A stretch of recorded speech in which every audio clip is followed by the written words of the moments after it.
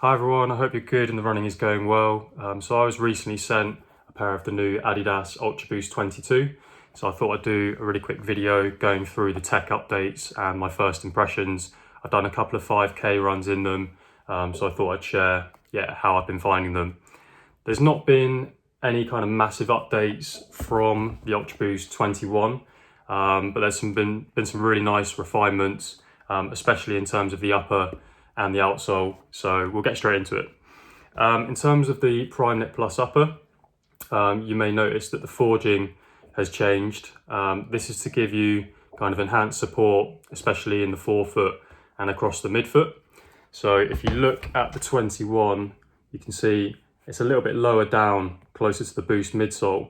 And some people found with the forging there, if they had a relatively wide foot in the forefoot, that it would potentially pinch a little bit, and it was taking a few days to kind of loosen or soften up. So kind of with the forging update on the 22, it's moved up a little bit higher, and it does feel a little bit softer, a little bit looser, I would say. So I think it's going to be accommodating for more people with broader and wider feet, which is really, really good. In terms of the kind of upper closer to the cage, you'll be able to see hopefully that it's got this forging along the side of the cage, and now also that the Prime Knit Plus upper is embedded into the cage. So if you look back to the 21, you can see here, you can put your finger kind of through here, and that there's a gap between the upper and the cage. Whereas now with the 22, you should be able to see here, you can still put your finger down there if you really try, but because the Prime Knit Plus is now embedded and forged in, just gives a plusher look and a smoother kind of fit across the midfoot, more targeted support, I'd say. In terms of the cage, you'll see this webbing here near the bottom. Again, that just enables you to get a really nice lockdown across the midfoot, which I think is another good update.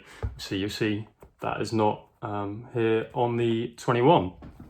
In terms of the tongue, another nice little added extra. They've added a little bit more padding over the midfoot, which is nice. Just feels a little bit plusher, a little bit softer. So yeah, like I say, no real huge updates. It's not like we've gone from, say, Prime Knit Plus to then another engineered mesh or anything, but it's been refined in terms of the forging.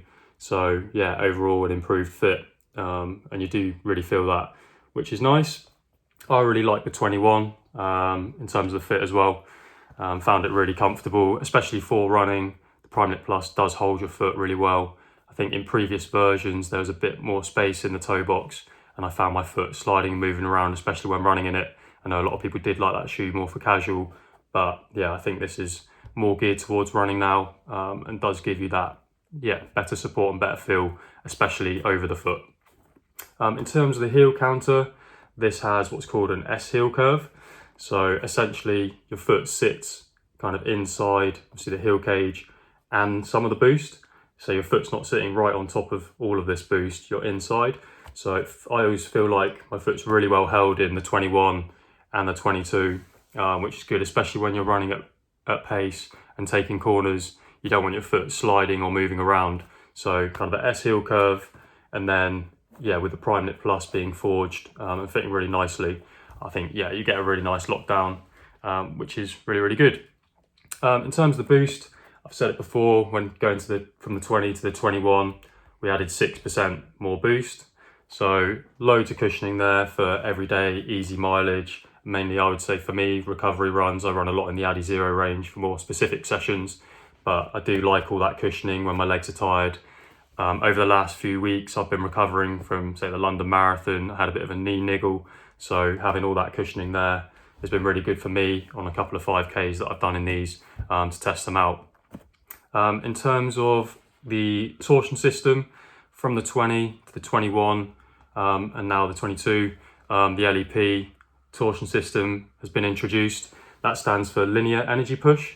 So essentially what that does is increase the stiffness through the forefoot.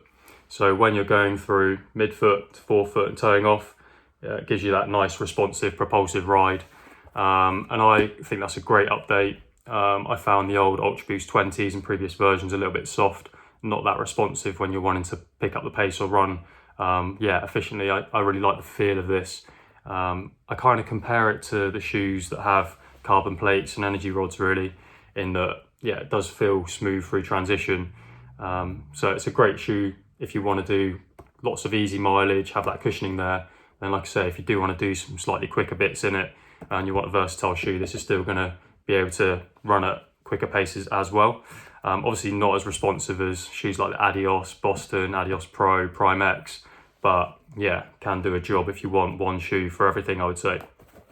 In terms of the outsole, this then has the Continental Nature Rubber now. This is the most sustainable Ultra Boost that Adidas has ever made, which is great. In the upper, it's got at least 50% partly recycled ocean plastic. And then now on the outsole, like I say, the Continental Nature Rubber. And that includes 70% natural rubber, 10% recycled rubber, and then just 20% virgin rubber. So yeah, really good to see kind of, yeah, the sustainability aspect being pushed. And over the next few years, that will keep ramping up and more Adidas products will become fully sustainable, which is great to see, especially when you think of how many people do wear these shoes, whether it's for kind of a lot of walking and casual and for running, hopefully more for running. In terms of the key stats, the weight comes in at 333 grams. So by no means the one of the lightest shoes on the market. It's quite heavy, but that's because of all the cushioning that you've got in there and the tech. For me, that comes in at 11.7 ounces, I believe. And the heel to toe drop is 10 mil. So 30.5 in the heel and then 20.5 in the forefoot. So yeah, lots of cushioning there. I think, yeah, a great everyday mileage shoe, like I say, for easy runs primarily and recovery runs. And then like I say, if you want to do some quicker stuff, it still has that, LEP torsion system in there to give you that responsive propulsive ride now. So yeah, I think if you haven't had a pair of Ultra Boosts, yeah, this is kind of, yeah, I would say one of the best versions, especially for running.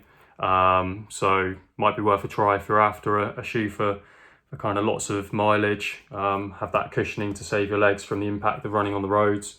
And yeah, definitely one to add to maybe your rotation, even if you wanted a shoe that, like I say, is well cushioned, you want to kind of walk around in and wear casually and in the gym. It's a very versatile shoe and one that I think will do very well over the next few months. And I'm looking forward to seeing, yeah, the next versions of the Ultra Boost and seeing how it kind of, yeah, changes and develops going forward. So yeah, hopefully that's given you some insights into the main tech updates and those main refinements from the 21 to the 22. If you have any questions or any, yeah, kind of queries, drop a comment below. If you have a pair or if you've had the Ultra Boost 20 or 21 and you have feedback about those, I'll be interested to hear how you found them. So yeah, do let me know. But like I say, hope the running's going well. And yeah, keep an eye out for more videos soon.